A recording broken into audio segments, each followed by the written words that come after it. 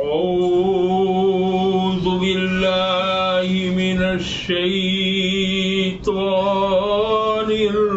الرجيم بسم الله الرحمن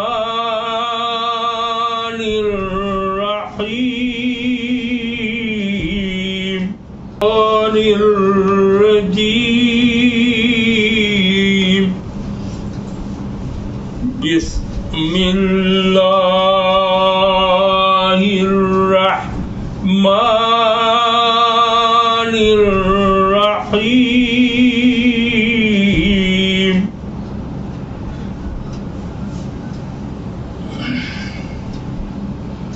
فذكر فما أنت بنعمة ربك بكاهن ولا مجنون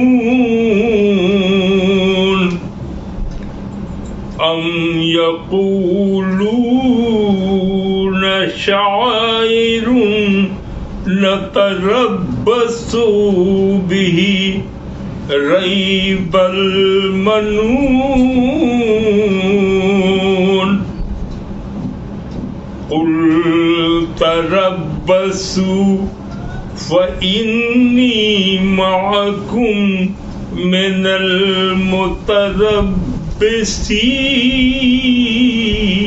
المتربصين أم تأمرهم أحلامهم بهذا أم هم قوم طاغون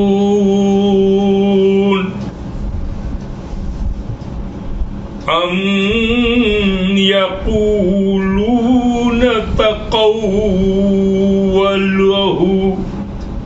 بل لا يؤمنون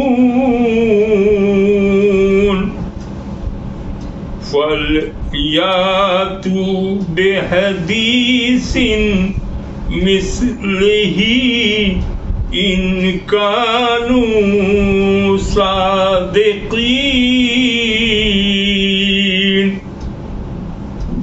أم خلقوا من غير شيء أم هم الخالقون أم خلقوا السماوات والأرض بل لا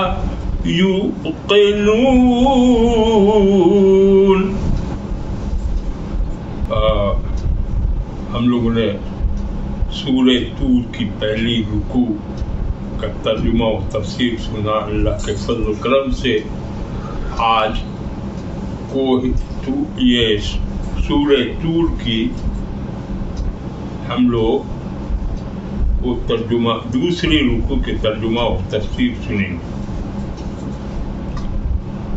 قابلین کا قرآن میں حکم ہے کہ جب بھی تم قرآن کی تلاوت شروع کیا کرو تو فاستعیذ یعنی شیطان مردود کے شر سے اللہ کی پناہ مانگو کہ اللہ اپنی پناہ میں لیتے. ہر لوگ جب قرآن پڑھا جائے تو اعوذ باللہ من الشیطان الرجیم پڑھنا چاہیے کیونکہ شیطان جو ہے بہکاتا رہتا ہے.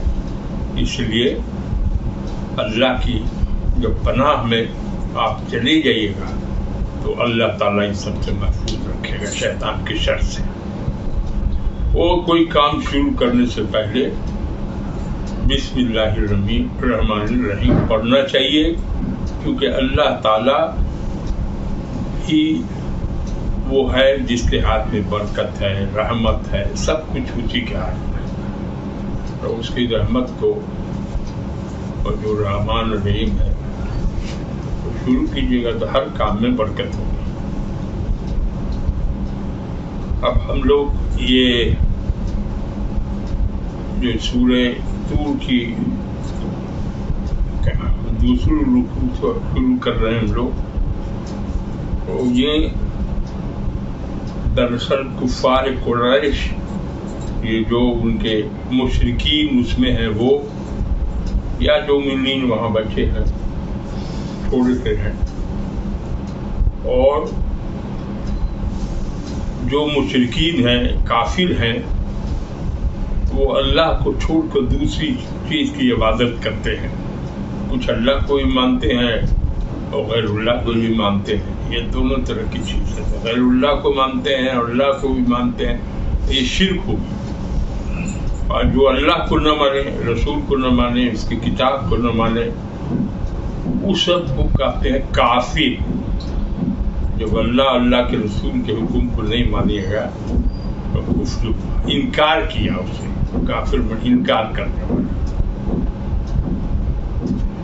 تو یہاں اللہ تعالی فرما رہا ہے اپنے نبی سے کہ فذکر فما انت بنعمت ربک بکائن ولا مجنون.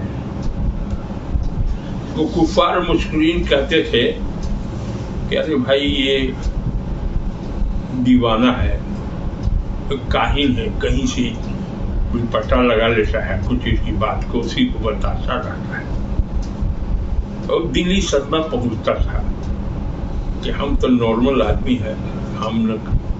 تو اس کو اللہ تعالیٰ کہتا ہے، فرما رہا ہے اپنے نبی سے کہ آپ قرآن پڑھ کے ان کو نصیحت کرتے جائیے.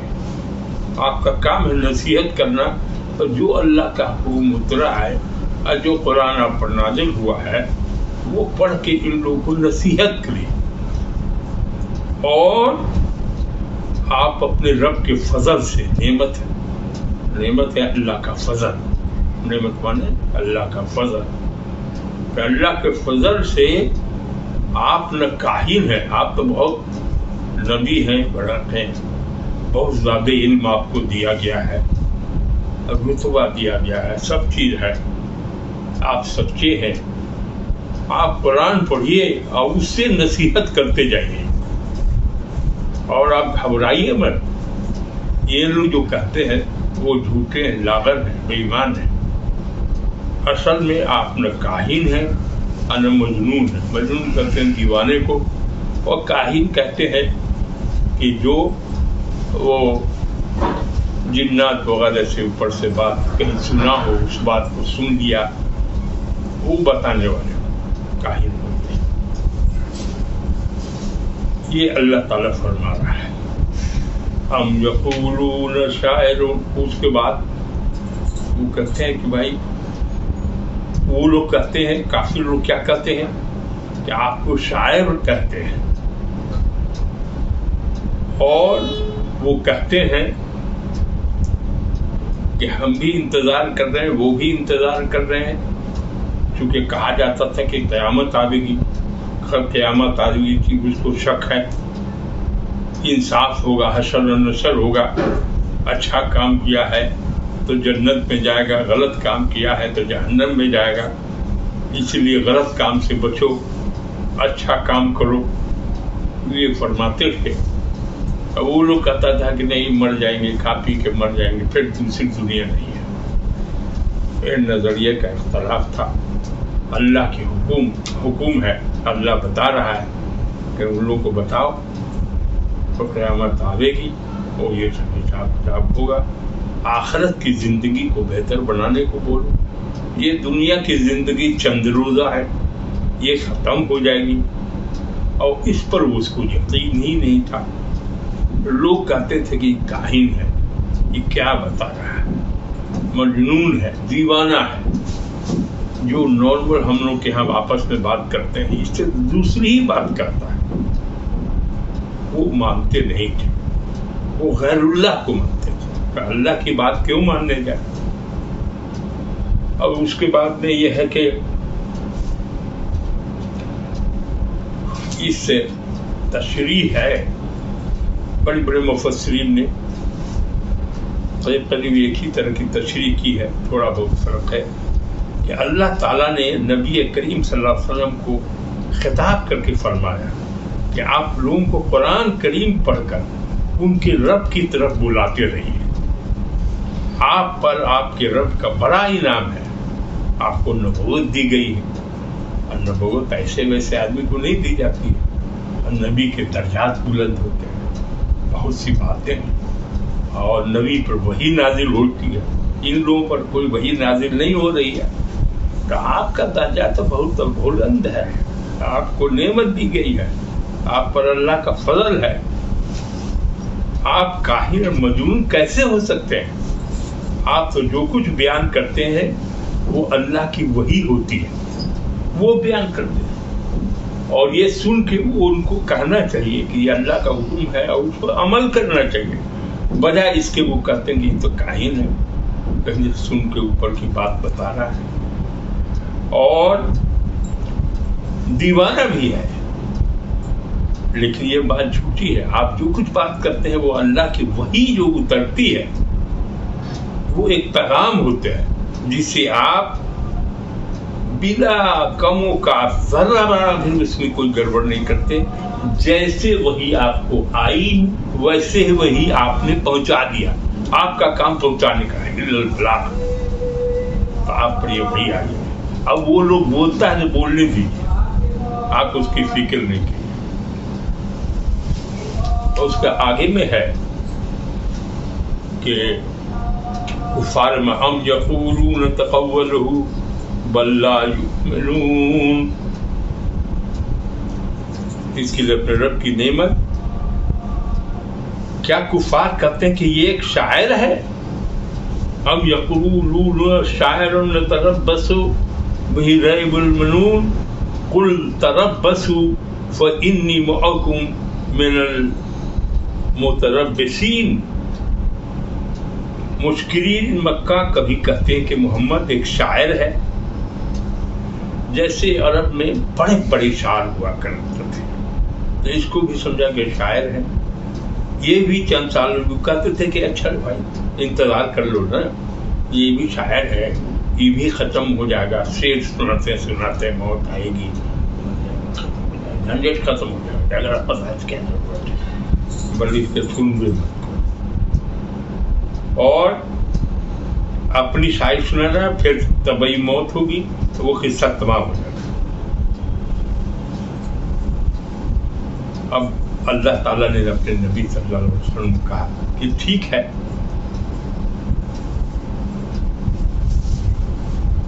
تم اپنی موت کا انتظار کرو اور میں بھی تمہارے بارے میں اللہ کے فیصلے کا انتظار کرتا ہوں۔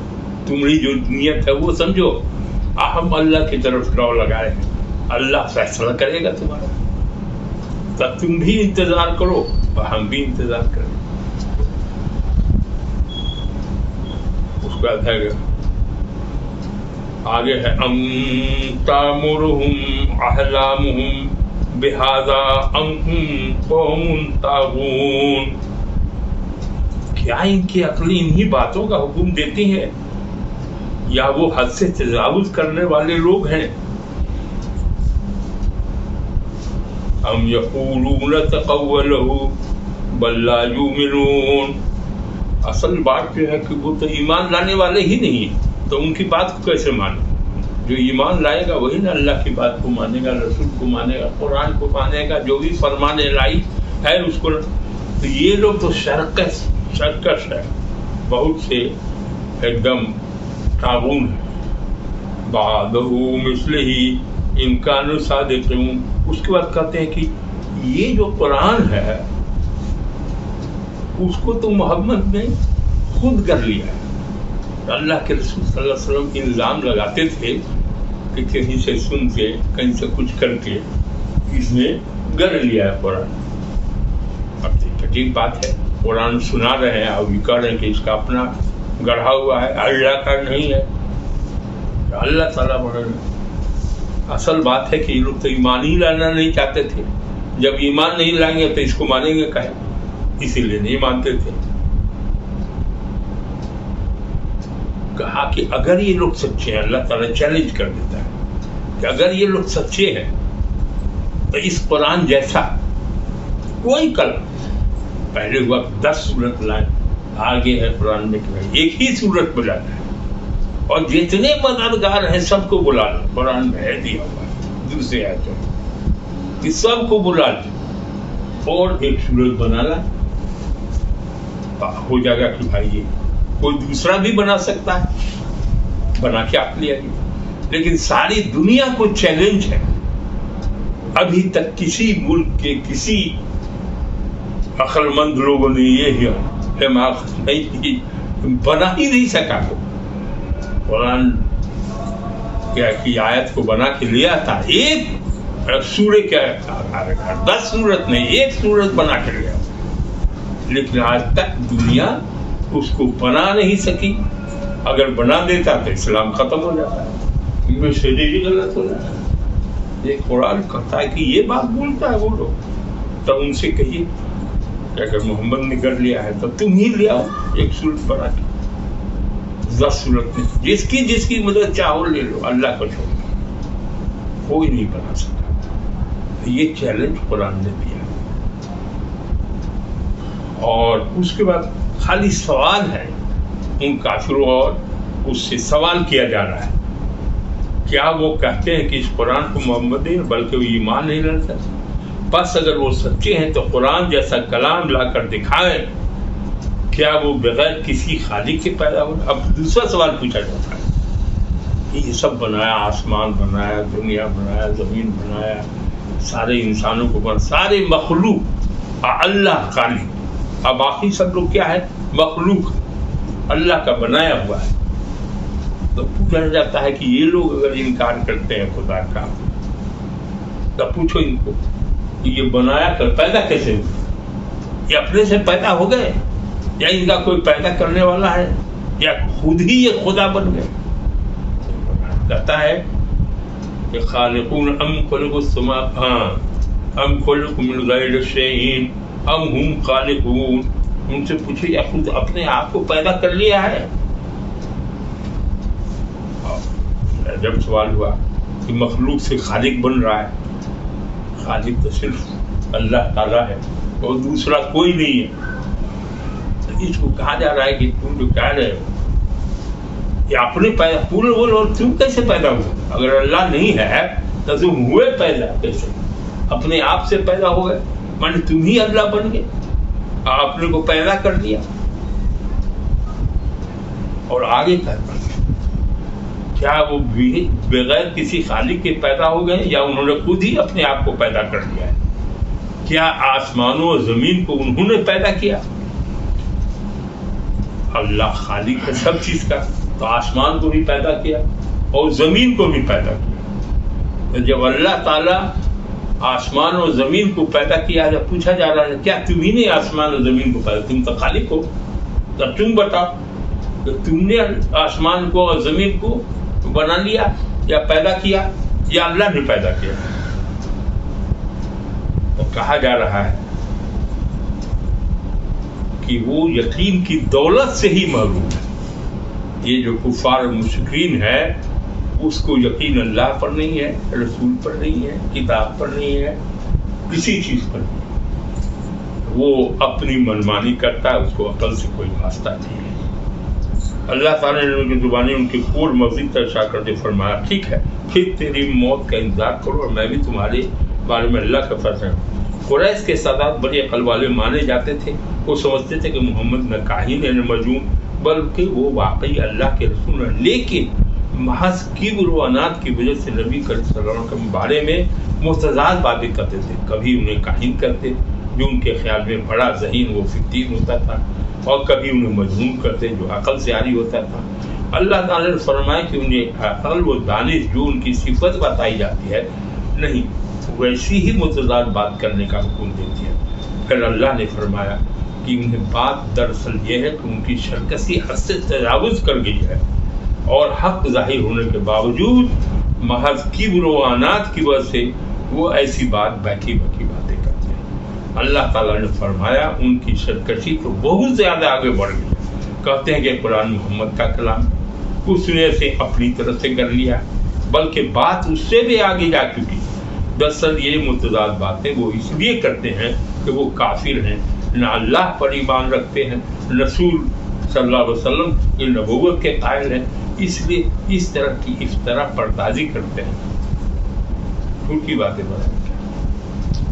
उसके बाद ابھی پڑھا ہم نے, اللہ تعالیٰ نے ان مشرکین چیلنج کیا, اگر تم اپنے زوم میں سچے ہو کہ قرآن محمد صلی اللہ علیہ وسلم کا کلام ہے تو پھر اس جیسا کلام لا کر دکھاؤ.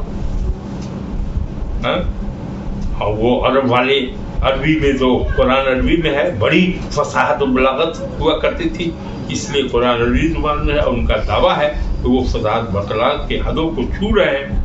اس آیت میں اللہ تعالیٰ مشرکین مکہ کے خلاف حجت قائم کرنے کے لیے ایک ایسا طرز استدلال اختیار کیا جس کے نتیجے میں انہیں باری تعالیٰ کی توحید کا اقرار کر لینا چاہیے, ورنہ بصورت انکار ان پر حجت قائم ہو جائے گی کہ ان کا اعتقاد مشرکانہ دین اور عقل سب کے خلاف ہے.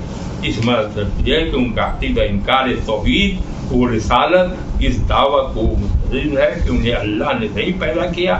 وہ ایسا دعویٰ کرنا تین حالتوں میں سے ایک کے خالی نہیں, کیا تو یہ کہیں کہ انہیں کسی خالق نے پیدا کیا بلکہ از خود پیدا ہو گئے, یا یہ کہیں کہ انہوں نے اپنے آپ کو خود ہی پیدا کیا. یہ بھی محال ہے, کوئی آدمی اپنے کو پیدا نہیں کرتا, اس لیے ایسا ممکن ہے کہ کوئی اپنے آپ کو پیدا کرے. اور جب یہ سور سے ناممکن ہے تو تیسری بات ثابت تم نے اللہ تعالیٰ نے پیدا کیا ہے, اور یہ معلوم ہوگی کہ صرف وہی ذات بارہ عبادت کا مستحق ہے, اس کے سوا کوئی عبادت نہیں ہے. اب خالق جو ہے وہ اللہ ہے, اب تم خالق ہو نہیں, تب تو اللہ کو ماننا پڑے گا. اللہ کو جب ماننا پڑے گا تو عبادت بھی صرف اسی کی کرنی پڑے گی, اسی کا حکم ماننا پڑے گا اور اسی کی عبادت کرنی پڑے گی. پھر سوال ہے, انہوں نے آسمان و زمین کو پیدا نہیں کیا, وہ تو اللہ نے پیدا کیا. شریک بن, اور یہ بات بالکل واضح ہے, لیکن مشرکین یقین کی نعمت سے محروم ہے, اسی لیے انہیں توحید باری تعالیٰ سے متعلق شرعی اور عقلی دلائل سے فائدہ حاصل نہیں ہوتا. کہ اللہ کتنے قرآن میں سمجھایا لیکن اس کو اثر ہی نہیں ہوتا کیونکہ ان کا یقین ہی نہیں. مشرکین مکہ نبی کریم کی نبوت کا انکار کرتے تھے, وہ کہتے تھے کہ اللہ نے مکہ اور طائف کے بڑے بڑے رؤسا کو چھوڑ کر محبت کو کیسے نبوت دی. اس کافرانہ بات کی تردید کی جا رہی ہے کہ آپ کے رب کی رحمت کے خزانے ان کے اختیار میں ہے, جسے وہ چاہیں وہ دے, جسے چاہیں محروم کر دیں. اس لیے وہ اللہ پر اعتراض کرتے ہیں تو اس نے اپنے بندے اور رسول محمد صلی اللہ علیہ وسلم کو کیوں نبوت دے دی, حالانکہ وہ تو اللہ کی نگاہ میں نہایت کمزور ہے. ان کے اختیار میں تو ان کا اپنا نفع نقصان بھی نہیں ہے, وہ اپنی طاقت کے بل پورے تو اللہ کی بادشاہی اس کے ساتھ قابل نہیں ہو گئے ہیں. ایسی بات کرتے ہیں, وہ تو نہایت محتاج عاجز لوگ ہیں. اس آیت کیا کب اللہ تعالیٰ کہتا ہے, کیا کہتا ہے, کیا آپ کے رب کے خزانے ان کے ہاتھ میں ہیں؟ ام عندهم خزائن ربهم ام هم المسيطرون ام لهم سلم يستمعون فيه فليأت مستمعهم بسلطان مبين ام له البنات ولكم البنون ام تأتاهم أجرا فهم من مغرم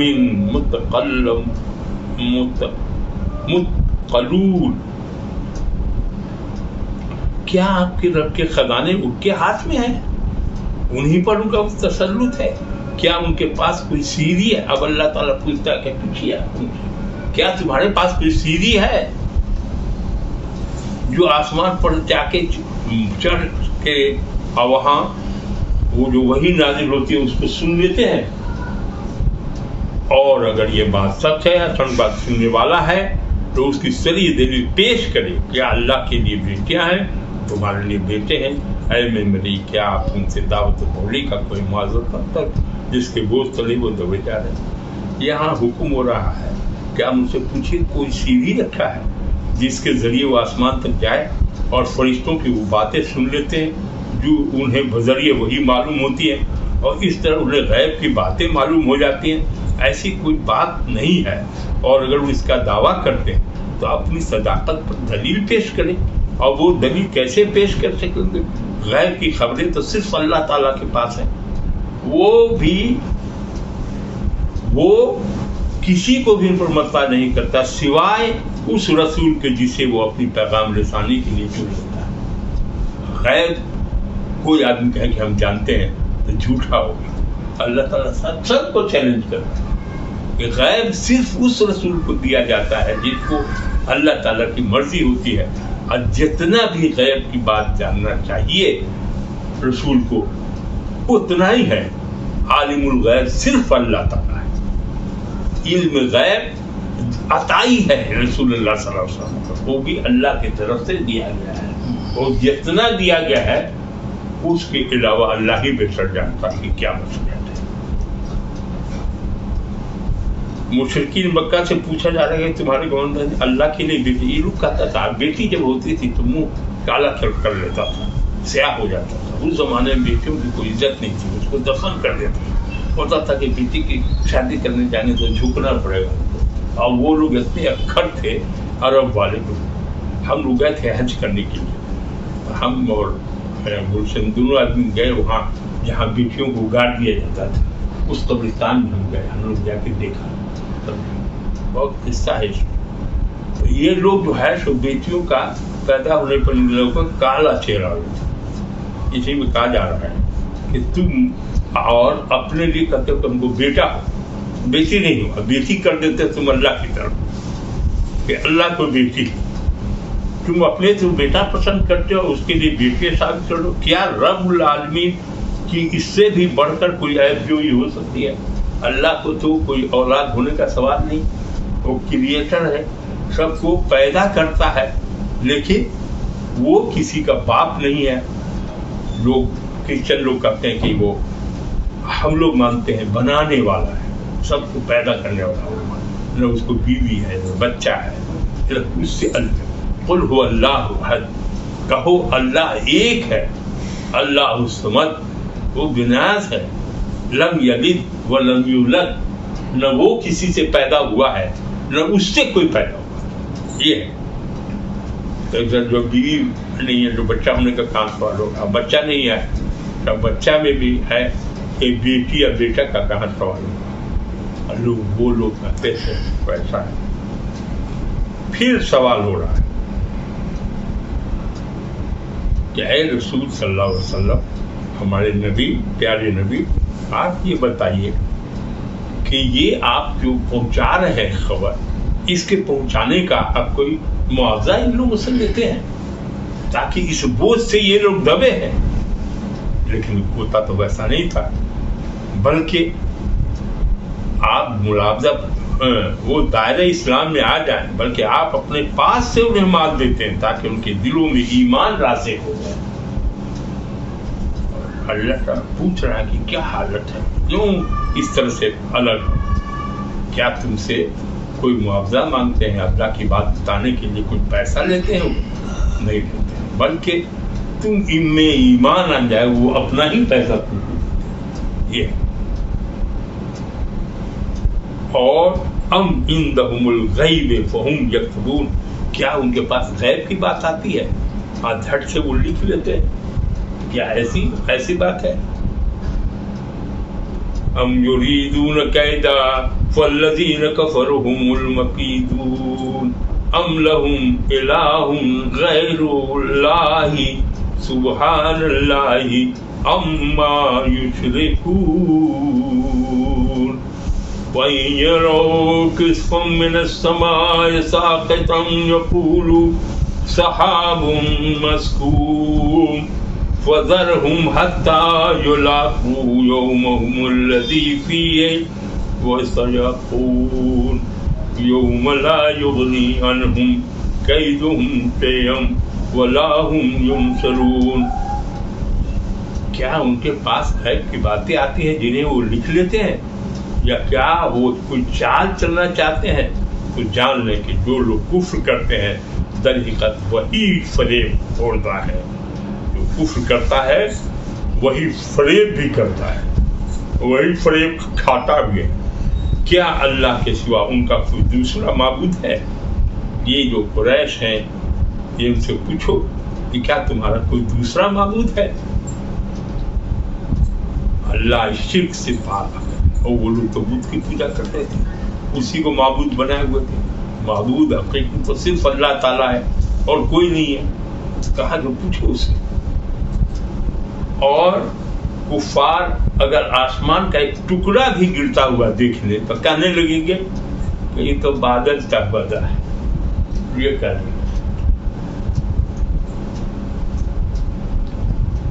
بس آپ انہیں چھوڑ دیجیے یہاں تک کہ وہ اپنے اس دن کو پہنچ جائیں جب وہ بے ہوش کر دیے جائیں گے، جس دن ان کی سازش ان کے کسی کام نہیں آئے گی اور نہ ان کی مدد کی جائے گی. جب وہ سمجھ ہی نہیں رہا ہے تو آپ کیوں اپنا جان ہلکا کیے ہوں گے؟ اپنے نبی صلی اللہ علیہ وسلم کو تسلی دے رہے ہیں. آپ ان کو ان کے حال پر چھوڑ دیجیے، اس کا قیامت ہوگی، حساب کتاب ہوگا اور وہاں ان کو گھسیٹ کے جہنم میں لے جایا جائے گا. تب وہاں تو آپ خود سمجھ جائیں گے نا کہ جو رسول کرتے تھے وہ سچا ہے. لیکن اب یہ جانکاری ان کے لیے بیکار ہو گئی، کیونکہ تو فیصلہ ہو گیا، وہ جہنم میں بھیج دیے گئے. اور دنیا میں یا کہیں بھی دوسرا کوئی معبود نہیں ہے اللہ کے سوا. اور مشرکین اور کافر اس کو نہیں مانتے تھے، وہ کبھی کسی کو غیر اللہ کو مانتے تھے، مانے اللہ کو چھوڑ کر دوسرے کو معبود بنا لیتے تھے، جو گناہ کا کام ہے. تو کچھ نہیں مانگنا چاہیے، سب اللہ سے. دینے والا بھی وہی ہے، پیدا کرنے والا بھی وہی ہے، زندگی وہی دے گا، موت بھی وہی دے گا، اور جنت اور جہنم بھی وہی دے گا. انصاف کا مالک ہے وہ. اگر غلط کام کیا ہے، نام آیا مال بائیں ہاتھ میں گیا ہے، وہ لکھتا رہا ہے اور ذرے ذرے کا حساب ہوگا اور ان کو سب کا بدلہ دیا جائے گا. برائی کا بدلہ برا ہوگا، اچھائی کا بدلہ اچھا ہوگا. اس لیے برائی چھوڑ، اچھائی کے راستے پر چلو. اور جتنا بھی سازش سے کرنا تھا انہوں نے کیا، لیکن کامیاب اللہ کے رسول ہوئے. آج پوری دنیا میں اسلام پھیل گیا. وَإِنَّ لِلَّذِينَ ظَلَمُوا عَذَابًا دُونَ ذَلِكَ وَلَكِنَّ أَكْثَرَهُمْ لَا يَعْلَمُونَ وَاصْبِرْ لِحُكْمِ رَبِّكَ فَإِنَّكَ بِأَعْيُنِنَا وَسَبِّحْ بِحَمْدِ رَبِّكَ حِينَ تَقُومُ وَمِنَ اللَّيْلِ فَسَبِّحْهُ وَإِدْبَارَ النُّجُومِ. بے شک ظالموں کے لیے اس عذاب آخرت سے پہلے ایک عذاب ہے. لوگ سمجھتے ہیں کہ صرف آخرت کے میں جو فیصلہ ہو کے عذاب ہوگا وہی عذاب. نہیں، اس سے پہلے بھی ہوتے. کتنی بستیاں تباہ ہو گئی، ختم ہو گئی، الگ الگ، لیکن ان میں سے اکثر لوگ نہیں جانتے. اور اے میرے نبی، آپ اپنے رب کے فیصلے کا صبر کے ساتھ انتظار کیجیے. صبر کا بڑا مقام ہے. کوئی بھی مصیبت ہے، کچھ ہو، اے الذین آمنوا استعینوا بالصبر والصلاۃ ان اللہ مع الصابرین.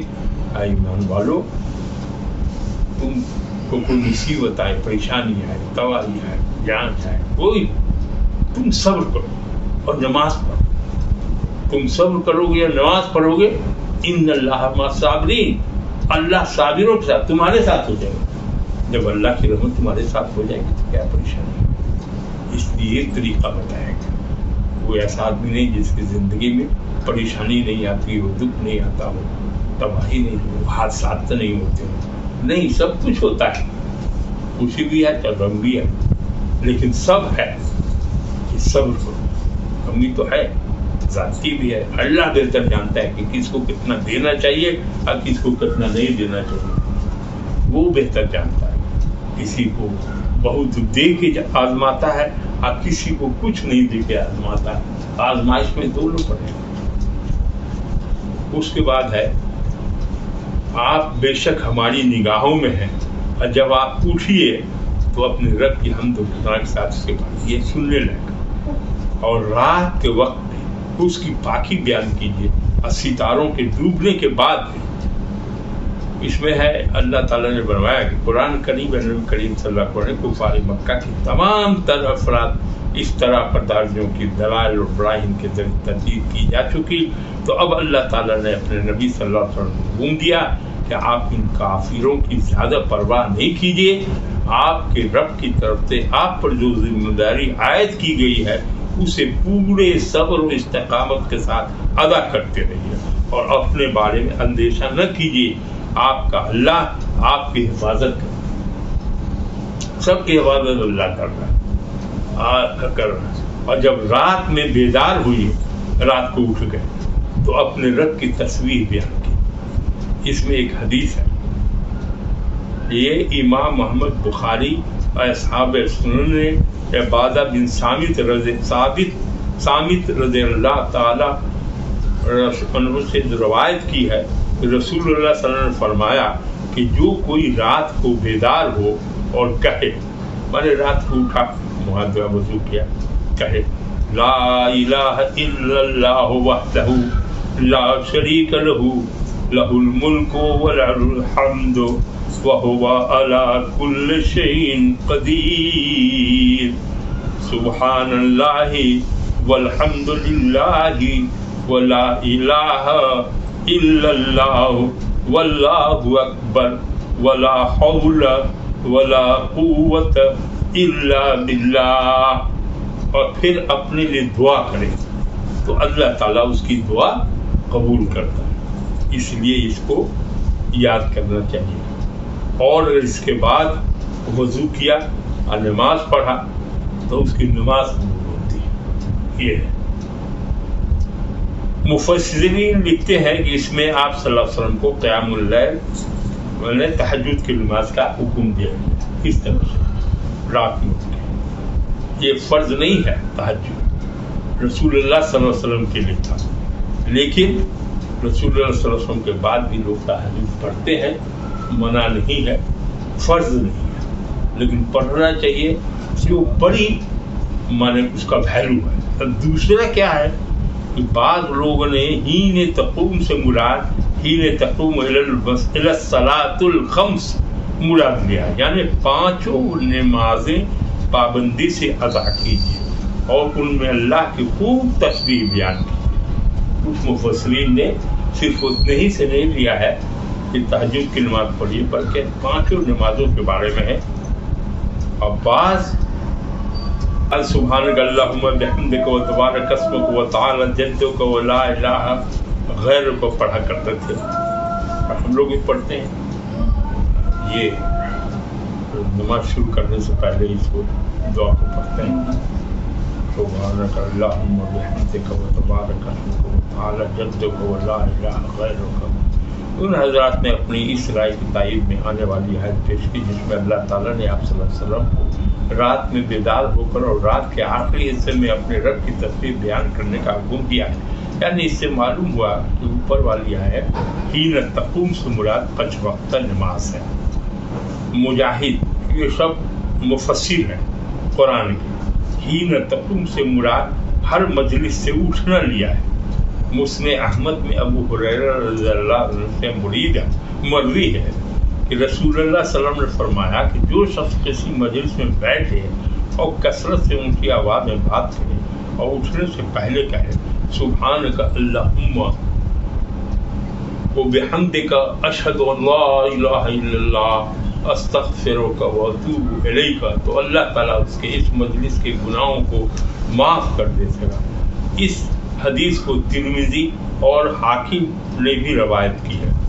مفسرین لکھتے ہیں کہ ادبار النجوم یعنی رات کے بالکل آخری حصے میں اللہ کی تسبیح بیان کرنے میں فجر کی نماز بھی داخل ہے، اور ابن عباس رضی اللہ عنہ کے نزدیک ادبار النجوم سے مراد نماز فجر سے پہلی کی 2 رکعتیں ہیں۔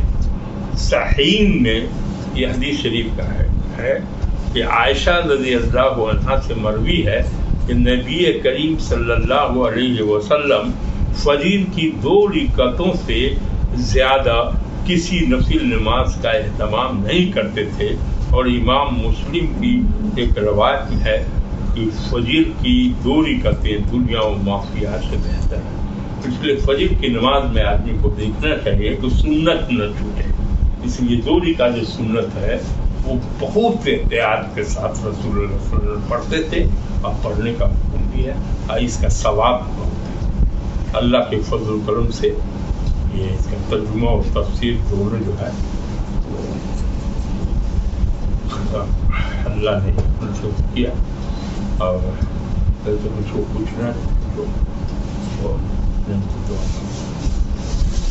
درود شریف اللهم صل على سيدنا مولانا محمد وعلى آل محمد كما صليت على إبراهيم وعلى آل إبراهيم إنك حميد مجيد اللهم بارك على محمد وعلى آل محمد كما باركت على إبراهيم وعلى آل إبراهيم إنك حميد مجيد. یا اللہ اپنے فضل و کرم سے آپ نے ہم لوگ کو نوازا اور یہ توفیق عطا کیا اس مجلس کو کہ یہ سورہ طور کی وہ آخری رکوع، آخری آیت، آخری رکوع یا دوسری رکوع، یہی اخیر ہے اس کا، اس لیے دوسری رکوع کے ترجمہ اور تفسیر سننے کی توفیق عطا فرمائے. اے اللہ اس میں جو غلطی رہ گئی ہو، کمی رہ گئی ہو، اس کے اپنے فضل و کرم سے معاف کر اسے قبول کر لیا جائے اور اس کے بعد سے بابا تک سارے سننے والوں کے لیے اس کو بنا دیا جائے. اے اللہ اس کا جو ثواب ہے سرکار ان کے حال، ان کے اسباب، ان کے اصحاب، جتنے مومن مومنات ہیں سب، اے اللہ تو رحیم ہے، تو کریم ہے، سب کو توفیق دے قرآن سمجھنے کی اور اس پر عمل کرنے کی توفیق عطا فرما. اے اللہ قرآن شفاعت کرے گا، آپ گواہی دے گا، تو اس لیے قرآن کے ساتھ ہم لوگ کا رشتہ بناتے ہیں، سب لوگ کا. جو لوگ ابھی تک قرآن کو نہیں سیکھ سکے ہیں، ترجمہ کے ساتھ پڑھ کے نہیں سمجھ رہے ہیں، وہ ترجمہ کے ساتھ پڑھنے کی توفیق عطا فرمائے. ایسے تو ایسے بھی پڑھنے کا ہے تو اس کا ثواب ملے گا ہی، کیونکہ اللہ عربی بھی جانتا ہے، سب زبان جانتا ہے، لیکن یہاں عربی لوگ نہیں جانتے ہیں تو اردو میں بھی ترجمہ پڑھ کے قرآن جاننے کی کوشش. سبحان ربک رب العزت عما یصفون وسلام علی المرسلین والحمد للہ رب العالمین.